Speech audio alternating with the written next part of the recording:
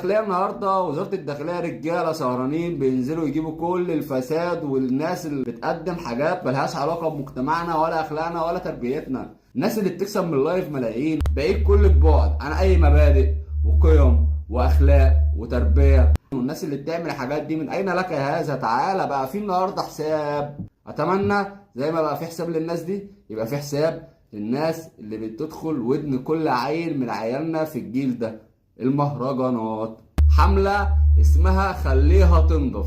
خليها تنضف يبقى نشوف المهرجانات. ساعدونا نلحق اللي باقي من عيالنا. يا جماعة ساعدونا نخلي القدوة راجل بيتعلم، راجل بيشتغل، راجل بيكافح، مش راجل بيطلع يفتح لايف او راجل يطلع يشتم في مهرجان فيطلع ترند. ساعدونا بدل ما الشهادة بقت تريقة.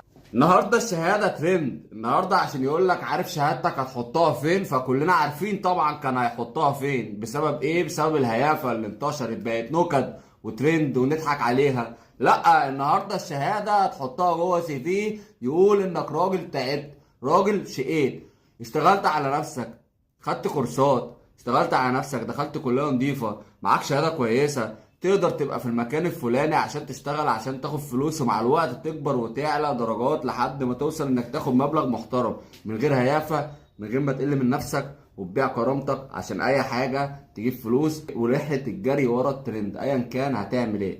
المبدأ مش الجنيه، المبدأ انك توصل ويوم ما تاخد الجنيه تبقى مشرف نفسك وفخور بيه. النهارده اللي خدوا الجنيه بطريقة سهلة كلهم محبوسين. قدوة النهارده في الجيل ده ما بقتش للعلم. كان زمان على ايامنا يقول لك اطلع دكتور، هيبقى دكتور مشهور وهيبقى معاك فلوس وهتوصل وهتبقى يا عم شرفنا بقى، نفسنا نتباهى كده ان في حد في عيلتنا دكتور. كان زمان بيقول لك اطلع مهندس، هتبني وهتكسب وهيبقى معاك فلوس وهتشقى. استحمل دلوقتي عشان تستريح بعدين. كان زمان بيتقال لنا حاجات كتير قوي. كان زمان العلماء ذات قيمة. كان زمان لما حد يلاقي باباه راجل كبير كده وماسك مدير او ماسك حاجه مهمه او شغال في شغلانه شريفه وبيكافح وواصل لدرجه راتب كويس، كان بيحط ابوه قدوه ليه. النهارده احنا كل ده شايفينه ملاليم.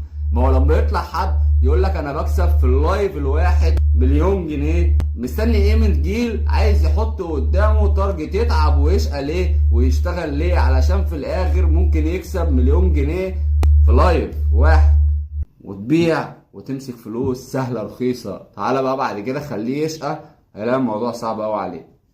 الموضوع هيبقى صعب لان هو اتعلم على المكسب السهل. يا جماعه مش دي مصر، احنا اتضحك علينا بجد. احنا عرفنا نتحارب في الجيل بتاعنا. حاربونا ان هم صعبوا كل حاجه حلال فيها شقه وعرق، وسهلوا كل حاجه هايفه فيها قله ادب وما فيهاش مبدأ وفيها فلوس سهلة. عايزين نلحق اللي باقي في الجيل ده. الجيل ده قسما بالله فيه عيال زي الفل. الجيل ده لو دورت جواه هتلاقي جواه نظافة، هتلاقي جواه ناس عايزة تشتغل، بس عايزين ننضف لهم القدوة اللي بيشوفوه. موضوع كبير واتمنى نعمل حاجة. شكرا وتابعوني، شرفتوني. متابعتكم شرف ليا. السلام عليكم.